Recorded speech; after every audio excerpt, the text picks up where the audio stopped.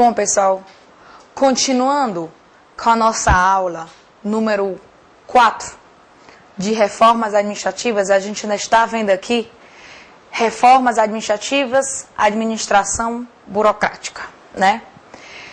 Nós vimos na aula passada que em 1936 foi implementada a burocracia, em 1938 o DASP foi instituído no Brasil. Pelo que você já viu na aula passada, você pode ter notado que algumas coisinhas já não iam dar certo.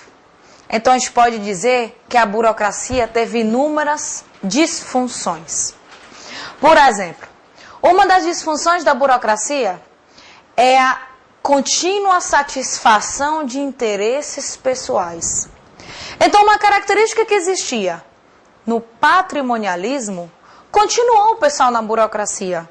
Então a partir do momento que os funcionários públicos, os servidores públicos continuam utilizando os recursos à sua disposição para benefício próprio, podemos afirmar que a corrupção não foi eliminada. Agora, cuidado. Tem questãozinha de prova afirmando que a corrupção aumentou com a burocracia. Pessoal, vamos nos localizar no tempo aqui. Olha só. É impossível ser mais corrupto do que na época do patrimonialismo. A burocracia não conseguiu eliminar a corrupção, que era a sua principal característica. Mas também aumentar, né, pessoal, é algo impossível. Então, a partir do momento que eu falo que que a burocracia aumentou a corrupção, tá falso. Ela não conseguiu eliminar, mas ela pelo menos diminuiu. Então vamos para as nossas disfunções da burocracia, que é sempre questãozinha de prova. Continua a satisfação dos interesses pessoais.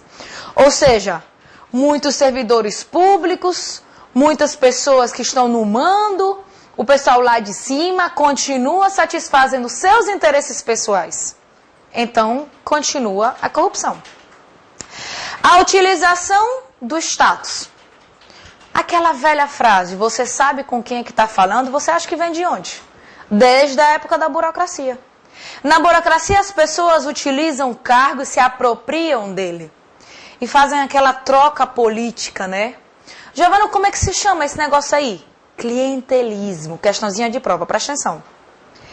Clientelismo é justamente a troca de favores. Devido ao cargo que eu ocupo, faço um favor para alguém em troca de proteção política. Então não vá achar que clientelismo, por vir da palavra cliente, é uma coisa positiva, não. É a troca de favores. Digamos que eu seja superintendente da Secretaria do Meio Ambiente. E não se pode construir em determinada área. Mas como eu sou superintendente, eu vou permitir, eu vou dar autorização para que fulano de tal construa em troca de um cargo político, em troca de alguma coisa que vai me beneficiar. Isso é o clientelismo. Outra disfunção da burocracia é o fisiologismo. Você já ouviu falar dessa politicagem dos partidos políticos? Eu só autorizo tal lei se você autorizou tal. Eu só permito tal coisa se você permite tal coisa. Essa troca, onde se coloca primeiro a satisfação de interesses políticos em vez do compromisso com a sociedade? Pois esse é o nosso fisiologismo. Então a burocracia ela é caracterizada por clientelismo, isso disfunções. Não é que quando ela foi idealizada foi com isso não. Como disfunções eu vou ter satisfação de interesses pessoais, status, clientelismo, fisiologismo. Outra disfunção da burocracia é o excesso de regras. Quando você escuta hoje burocracia, você sabe que você tem regras demais. É que, na verdade, a burocracia se tornou uma administração autorreferida. Giovana, o que é uma administração autorreferida? É uma administração voltada para si mesmo. Então, em vez de estabelecer regras que vão ajudar, que vão facilitar a vida do cidadão, essas regras, essas normas vão ser estabelecidas para facilitar a vida do próprio servidor, da própria instituição. Então, em vez da administração ser voltada para o mercado, a administração é voltada para si mesmo. Então, essa administração autorreferida é outra disfunção da burocracia. Outra disfunção, como a gente acabou de ver, é justamente o excesso de regras. Outra disfunção, o excesso apego a elas. Além de existir regra para tudo, é muito mais cômodo para aquele servidor público dizer, não, isso aqui é regra, só posso entregar daqui a 30 dias porque é regra, do que procurar satisfazer as necessidades daquele cidadão. Então, na verdade, quando você vai, por exemplo, solicitar uma constância de aluno ativo em uma universidade pública. Pelo menos quando eu fiz universidade, eu me lembro que uma vez eu fui solicitar essa constância e eles diziam que demorava 30 dias. Agora eu te pergunto, será que esses 30 dias realmente é porque o volume de documentos é muito alto?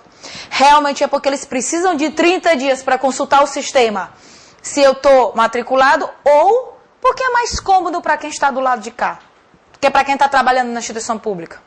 Então, na verdade, esse excesso de regras autorreferidas e excesso apego a elas é por comodidade, por comodismo. Então, na verdade, podemos dizer que a instituição pública esqueceu de qual é a sua razão de existência. Preste atenção aqui, é um nome aqui que cai muito em prova. Missão. O que é a missão? É a razão de existência da instituição. Neste caso aqui vai ser a instituição pública. Mas cada instituição, seja instituição pública ou seja instituição privada, tem uma razão de existência, uma contribuição para a sociedade. Então, por exemplo, a instituição pública perdeu a sua missão. Vou te dar um exemplo que aconteceu comigo recentemente. Fui no supermercado e você sabe que no supermercado a gente tem mania de pegar as comprinhas, guardar no carro e deixar o carrinho de compras no estacionamento, não é assim? Então tinha um senhor resmungando o tempo todo e reclamando que, Ave Maria, esse povo não coloca os carrinhos no lugar. Eu já estava meio chateado com ele por uma atitude dele anteriormente, que tinha empurrado o carrinho e batido em mim. Então eu chamei, senhor, venha cá. Qual é o seu trabalho? Perguntei. Ele respondeu, colocar o carrinho no lugar. Pessoal, eu te pergunto, se o trabalho dele é colocar o carrinho no lugar, se eu colocasse o carrinho no lugar, ele teria trabalho? Não. Então é o que acontece na instituição pública. O servidor público reclama porque te atende, reclama porque você está ali e você é considerado o interruptor do trabalho, mas se você não existisse como cidadão, existiria o servidor ali com o seu trabalho? Não. Então é a mesma coisa. Então uma disfunção da burocracia foi a despersonalização do atendimento. Foi a despersonalização do relacionamento. O cidadão foi abandonado. Não se sabe para que existe aquela instituição. Aquela instituição pública existe por alguma missão, alguma razão de existência. Então, é o mesmo caso do senhor que guardava carrinhos de compra. Se eu colocasse o carrinho de compras no lugar, ele não teria emprego. Se não existisse o cidadão, o servidor público não teria emprego.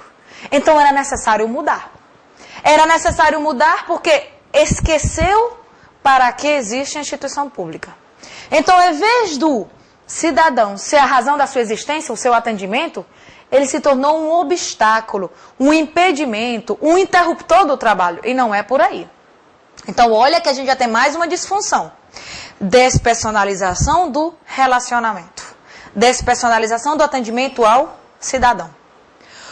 Então, a gente viu que pelo excesso de regras e o excesso apego a elas, você acredita que as coisas realmente acontecem de uma maneira rápida? Não, né? Então, a burocracia, ela é caracterizada por ser lenta. E algo que é lento se torna caro, claro que vai se tornar ineficiente, não consegue otimizar os recursos, aumentando dessa maneira os desperdícios. Então observe como, na verdade, a maneira como foi idealizada a burocracia não aconteceu. A burocracia foi idealizada para eliminar a corrupção, eliminar o nepotismo. Foi idealizada para contratar pessoas com base na capacidade profissional e não mais na lealdade política. Ela foi idealizada para garantir eficiência, mas na prática não aconteceu por aí. Então, vamos lembrar das disfunções. utilização intensiva do status, satisfação de interesses pessoais, o excesso de regras, o excesso apego a elas, a burocracia é lenta, a burocracia é cara, é autorreferida, é voltada para si mesmo. Aconteceu uma despersonalização do atendimento, do relacionamento, e pessoal, não somente do cidadão e do usuário, não. O próprio servidor público começou a ser tratado como uma coisa, como um objeto, como um número. Então, a maneira como a administração estava acontecendo estava insustentável. Então, devido a essas disfunções, o governo parou para pensar e disse, rapaz, vamos pensar aqui numa coisa aqui. A instituição privada, ela consegue obter lucro e consegue satisfazer as necessidades do seu cliente.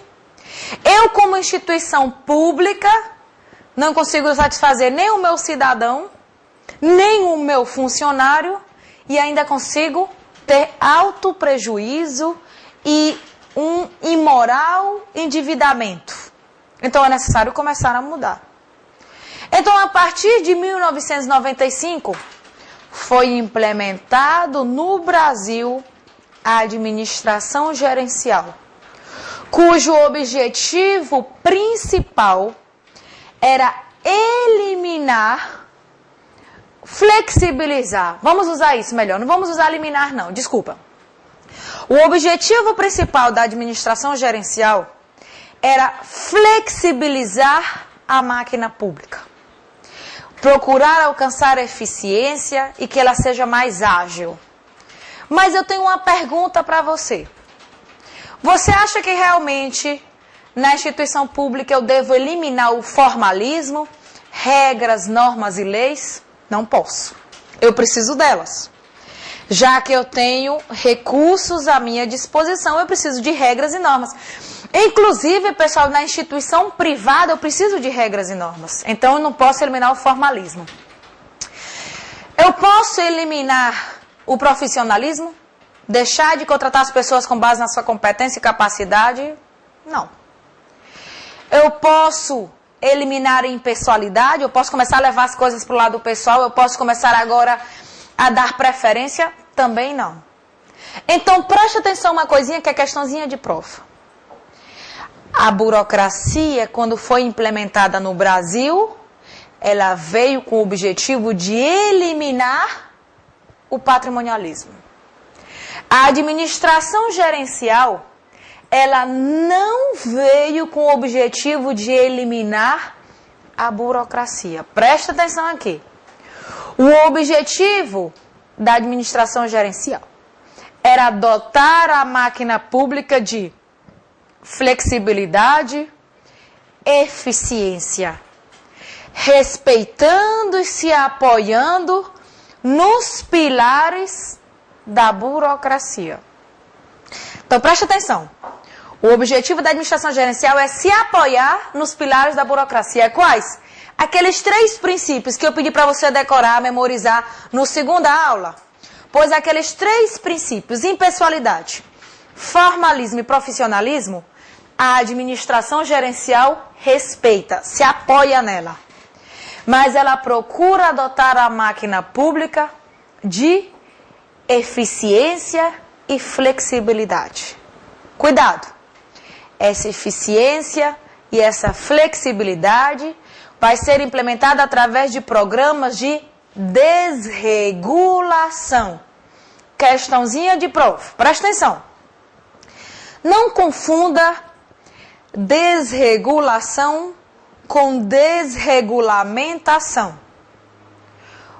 Você já viu quando um professor de direito fala o seguinte: tal assunto falta regulamentar? Você já viu falar disso?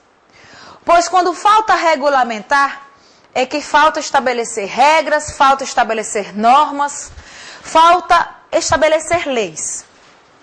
Você acredita que a administração gerencial quer desregulamentar, tirar regras e tirar leis? Não. O objetivo da administração gerencial não é tirar regras e tirar leis, pois o formalismo continua. O objetivo da administração gerencial é flexibilizar, através de programas de desregulação. Então, fica aí na sua prova aí. A administração gerencial vai flexibilizar a máquina pública. A administração pública, através de programa de desregulamentação, tá falso. Vai procurar flexibilizar através de programas de desregulação, verdadeiro. Tá certo? Então, preste atenção aí nesse assunto.